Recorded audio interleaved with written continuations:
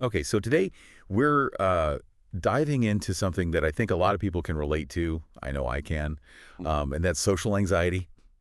We all like have those moments where we just, get a little nervous or whatever when we're in social situations. Yeah, absolutely. And we've got some fascinating material here that we're going to be taking a deep dive into. Yeah. And get this, the main piece is actually titled uh, Pasted Text. Hmm.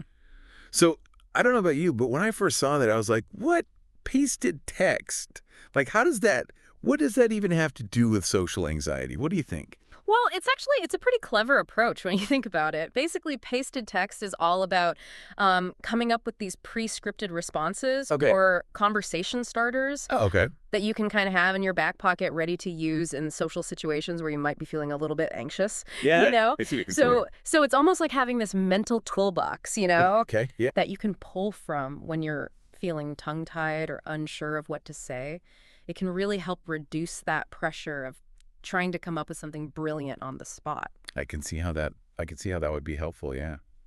I'm imagining, like, I don't know, you're at a party and you just don't know like what to say to people, and if Yeah. you had some kind of go-to phrase or something. Right. Yeah.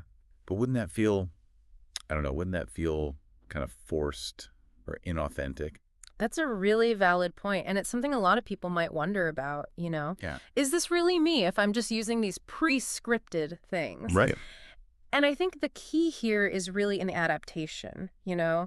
It's not about just memorizing a bunch of lines and reciting them like a robot. It's more about having these kind of I guess almost like templates, right? That Okay. you can then adapt and make your own. So think of it like an actor rehearsing lines for a play.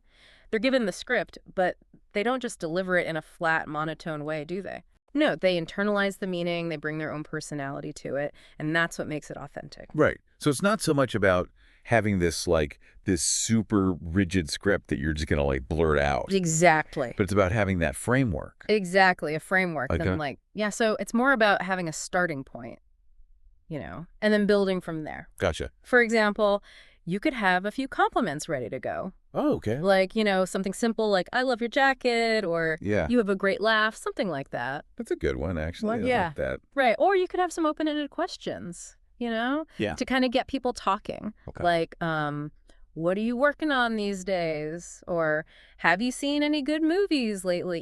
Just things that can spark a conversation. Okay. Yeah, I see what you mean. And then, you can tailor these to the specific situation, of course. Right. Right.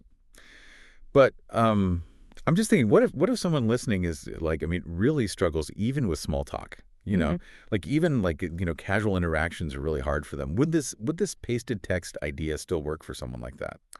I think it can be especially helpful for people in that situation, actually, Oh, okay. because it gives them a kind of safety net, Yeah. like a starting point. Right. They don't have to feel like they're going in completely blind. Right. And they can tailor their pasted text to suit their own comfort level. Yeah. So maybe they start with something really simple, like practicing active listening Hmm. with close friends or family members Okay. where they feel safe, Right. you know, and really focus on what the other person is saying. Ask genuine follow-up questions That makes sense. Yeah. You're just to get comfortable with that back and forth of conversation. okay. I like that idea. So this pasted text concept is really interesting, but I'm guessing there's more to it than there's more to overcoming social anxiety than just having this mental script, right? Oh, absolutely. I mean, pasted text is a great tool, but it's not the whole picture. The material we've got here also emphasizes the importance of, well, it emphasizes two things, really. First, it's practice, Mm. and then it's gradually exposing yourself to more and more social situations. Oh, okay. Yeah, that makes sense. So the idea is to start small. Okay. Don't throw yourself into the deep end right away. Right. Maybe you start by just saying hello to a neighbor Mhm. or striking up a conversation with the cashier at the grocery store. Okay. Small things like that. Yeah. And then as you get more comfortable with those, you can try something a little more challenging, All right. like joining a club Mm-hmm. or taking a class, something that interests you, Okay. where you can meet like-minded people. I like that. So it's basically the whole practice makes perfect thing. Yeah, more like practice makes progress, probably, right? Yeah. Because nobody's perfect. Right. But the more you put yourself out there, the more comfortable you'll become. And you'll start to realize that those social situations that seemed so scary before, Right. they're actually not that bad. Not so scary. Not so scary. Right. Right. Okay, so we've got the pasted text strategy and Hmm. this idea of gradual exposure, practicing, and putting yourself out there more. Is Hmm. there anything else that we should know about? Yes, there are a couple of other really important points that the material highlights. Okay. One is learning to reframe negative thoughts. Okay. Yeah, that's a big one. Huge, right? Absolutely. Because we all have that inner voice that can Ye- sometimes be pretty critical. Yeah. That voice that tells you you're going to mess up or that people are judging you. Right. And learning to reframe those thoughts, to challenge them and replace them with something more positive and realistic. That's a really crucial skill to develop. Totally, totally. I mean, I definitely struggle with that negative self-talk sometimes. Yeah. Like it's so easy to get in your own head, you know. Yeah. Do you have any tips on how to actually reframe those thoughts? Absolutely. So, for example, instead of thinking, everyone's judging me, right? Yeah. Try replacing that thought with, I'm here to connect and learn, Okay. right? Or instead of, I'm going to mess up, you could try something like, I'm going to do my best and be myself. Okay. I like that. Yeah, and it's important to remember this is a practice. It's not going to happen overnight. Right. It takes time to change those ingrained thought patterns, It's a process, yeah. but it really can make a huge difference in how you feel and how you approach those social situations.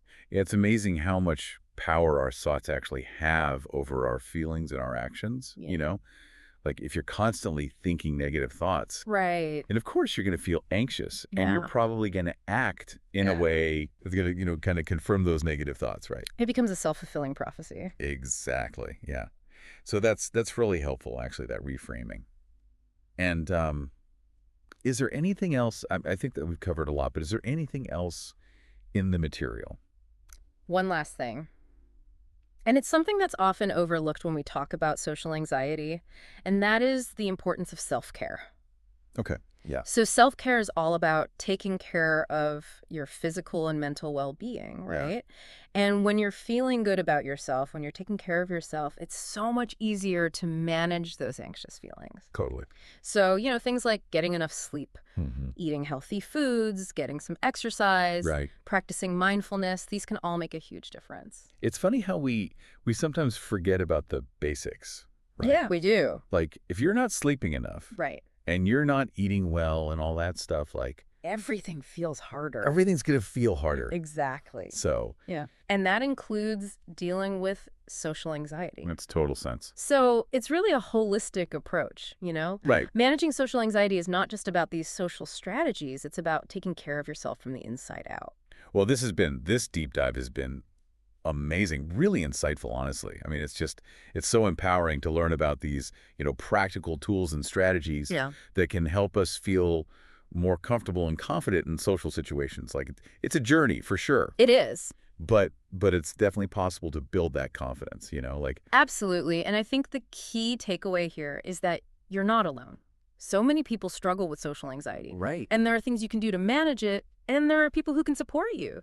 So be patient with yourself, celebrate your progress, and don't be afraid to ask for help if you need it. That's so important. And as we wrap up here, is there like a final thought that you want to leave our listener with? I would just ask them this. What's one small step you can take today to feel a little bit more comfortable in a social situation? Maybe it's making eye contact and smiling at someone you pass on the street. Maybe it's offering a genuine compliment to a coworker. Maybe it's joining an online group that interests you. Even the smallest steps can make a difference. That's a really great question, and it's something for all of us to think about. What's that one small step that we can take today? And we encourage you to keep exploring these strategies and continue your journey towards greater social confidence. You got this. You got this. And that's it for today's deep dive. We'll see you next time. See you next time.